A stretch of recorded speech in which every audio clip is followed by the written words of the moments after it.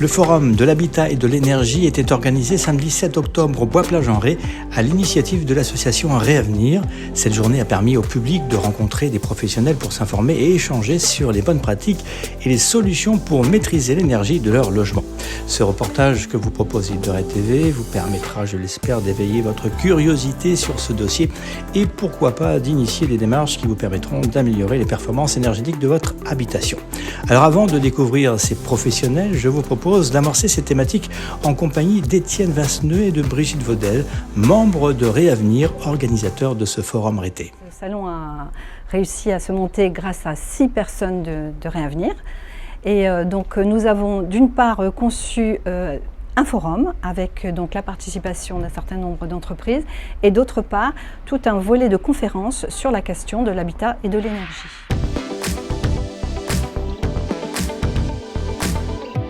Ça fait un peu plus d'1 an qu'on y a travaillé, déjà pour trouver le concept, trouver les salles, l'endroit où on pouvait faire cela, et puis définir le cahier des charges et la charte des exposants pour trouver des exposants qui correspondent à notre souhait et à notre programme. Ça fait un peu plus d'1 an qu'on y a travaillé, déjà pour trouver le concept, trouver les salles, l'endroit où on pouvait faire cela, et puis définir le cahier des charges et la charte des exposants pour trouver des exposants qui correspondent à notre souhait et à notre programme. On a d'abord voulu trouver des institutionnels pour apporter les éléments d'information officiels sur tout ce qui est les réglementations énergétiques ainsi que les aides et le financement qui peut être apporté aux personnes intéressées. Et puis ensuite, en déroulant le mécanisme de la rénovation, les maîtres d'œuvre. Donc les conseils, là on a plusieurs conférences justement qui abordent tous ces conseils avant d'aborder la rénovation énergétique.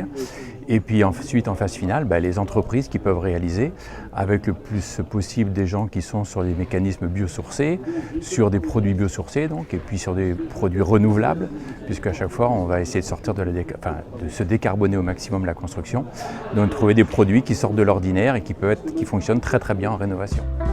Le Centre régional des énergies renouvelables, le CRER, assure la mission d'Espace Info Énergie auprès des particuliers et des entreprises du bâtiment. Il dispense des conseils gratuits en toute objectivité et indépendance. Il aide individuellement le particulier à choisir le bon programme de travaux pour leur logement. Colline Garcia de la Torre nous apporte quelques précisions sur les aides mises à disposition du public. Les aides, elles vont plutôt être proportionnelles par rapport à l'ampleur du projet de travaux.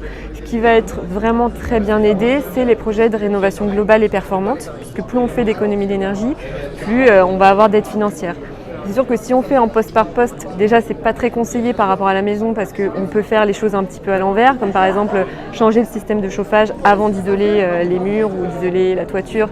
Donc en fait on va avoir un système qui va être surdimensionné, qui va pas bien fonctionner.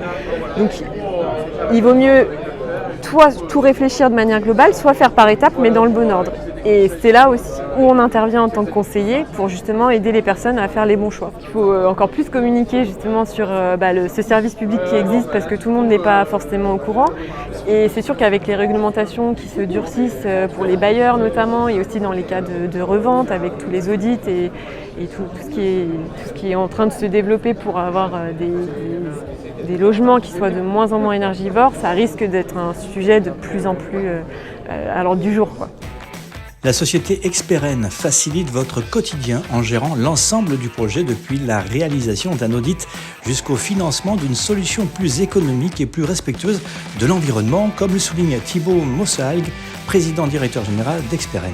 Notre travail, c'est d'accompagner par exemple un électricien chauffagiste, un plombier chauffagiste, qui va aller déposer une chaudière et qui va ensuite installer une pompe à chaleur. Avant ça, il aura eu l'aval du client final, donc du bénéficiaire, du propriétaire. Et il l'aura eu comment? Il l'aura eu puisqu'il leur a montré que tout le bien fondé qu'il y avait à pouvoir déposer cette chaudière fuel pour pouvoir mettre un nouveau chauffage. C'est-à-dire qu'il a pu lui montrer qu'en retirant, je donne un exemple, sa chaudière, qui allait peut-être lui coûter 3 à 4 000 euros par an, suivant son utilisation, eh bien, il pouvait diviser par 3, 3,5 sa consommation grâce à une pompe à chaleur qui certes coûte plus cher mais sera vite rentabilisée. Un projet de rénovation énergétique, c'est pas forcément changer automatiquement le chauffage. Si on a froid, c'est aussi parce qu'il y a une déperdition importante. Cette déperdition thermique, elle a besoin d'être calculée. Quel est le besoin du bâtiment dans lequel j'habite ou celui que je loue? C'est-à-dire qu'il faut impérativement faire venir un auditeur énergétique qui va faire un audit énergétique du bâtiment, donc ce qu'il consomme, ce dont il a besoin, et qui pourra mettre en avant, après avoir fait une étude thermique, tous les travaux possibles à faire de manière à pouvoir répondre aux besoins. Donc ça sera des travaux généralement d'isolation au départ, mais pas que, ça peut être des travaux de chauffage, des travaux de ventilation.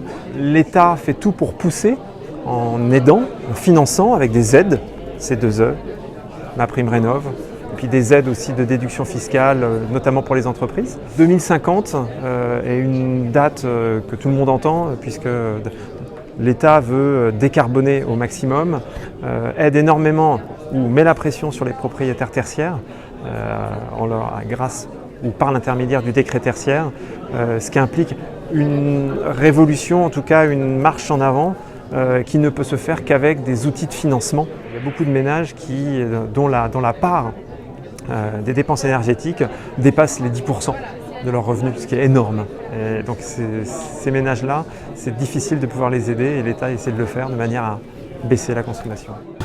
Le chanvre a de multiples applications dans la maison, isolant, béton, enduit et désormais panneaux de construction. Une belle alternative biosourcée aux produits standards. Dans les Deux-Sèvres, en 2005, des agriculteurs se sont regroupés pour créer Chanvre Mélois. 9 au départ, ils sont aujourd'hui 14 dans un rayon de 20 km autour de Melleran, près de Melle. La société cultive, transforme et commercialise du chanvre. Hubert Rinaldi nous apporte son éclairage d'expert. La principale qualité du chanvre dans la construction, ce n'est pas l'isolation. Ça isole, ça c'est sûr, mais c'est le fait de réguler l'humidité dans l'intérieur des maisons.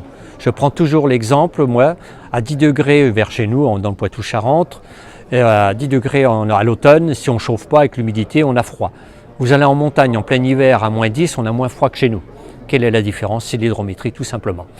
Donc la particularité de tous les matériaux naturels, pas que le chanvre, mais tous les matériaux naturels, ils ont le pouvoir de réguler l'humidité et le ressenti automatiquement, il vient de là. Si on prend dans la rénovation, par exemple, une laine de chanvre dans des combles, à l'instant T, ça va coûter 15% plus cher, mais au bout de 15 ans, n'importe quelle laine de verre, on est censé en remettre, le chanvre on n'en remet plus. Donc si on fait le calcul sur 15 ans, le chanvre coûte moins cher. Si on s'amuse à calculer le placo et tout, on s'aperçoit que le chanvre, c'est un coût identique. Et aujourd'hui, il faut savoir qu'il y a des techniques de pose, entre autres, ou de construction qui sont complètement différents, qui vont venir au goût du jour d'ici quelques années, je pense. Ça existe déjà, mais on est capable de faire une maison à moins cher avec du chanvre, enfin ossature bois, paille, chanvre, moins cher que parpaing, placo. Alors l'efficacité est d'autant plus intéressante parce que ça isole, ça régule l'hydrométrie, ça lutte contre la chaleur donc aussi, et en plus c'est antisismique. Et contre le feu, c'est impeccable aussi. Stéphane Montagne est un maçon spécialisé dans les enduits naturels. Les matériaux biosourcés du bâtiment, tout comme ceux d'autres filières, sont des matières naturelles qu'on préfère à d'autres car elles préservent nos ressources naturelles. Stéphane Montagne. Ma spécialité, c'est d'utiliser des matériaux dits biosourcés, c'est-à-dire issus de la nature, donc paille, sable, chanvre, liège. Et puis en liant, j'utilise la chaux, chaux de Saint-Astier et de l'argile. L'argile locale, le plus local possible. Avec un savoir-faire, c'est des matériaux qui sont très intelligents. C'est-à-dire que selon la manière dont on les applique, ils peuvent être isolants ou apporter de l'inertie. Ils peuvent favoriser la migration de l'humidité, donc ne pas faire pourrir les murs. Ces matériaux sont cohérents avec les supports, c'est-à-dire les matériaux, si on utilise un mur en pierre, il y a de l'argile entre chaque pierre, les pierres ici c'est du calcaire, si c'est des matériaux en paille, on a besoin de respecter des règles liées aux matériaux, la perspiration notamment. Assez curieusement, le plus adapté et le plus moderne, c'est bien la chaux et l'argile comme liant pour les maisons anciennes, mais aussi pour les maisons nouvelles. Avec ce forum de l'habitat et de la rénovation énergétique, l'association Réavenir laisse une belle empreinte sur notre territoire été et leurs nombreuses actions ne manqueront pas d'éveiller la curiosité du public. Merci donc à tous les membres de Réavenir qui font un sacré boulot. Ce reportage a été réalisé par Stéphane Ladouce pour Une Heure et TV.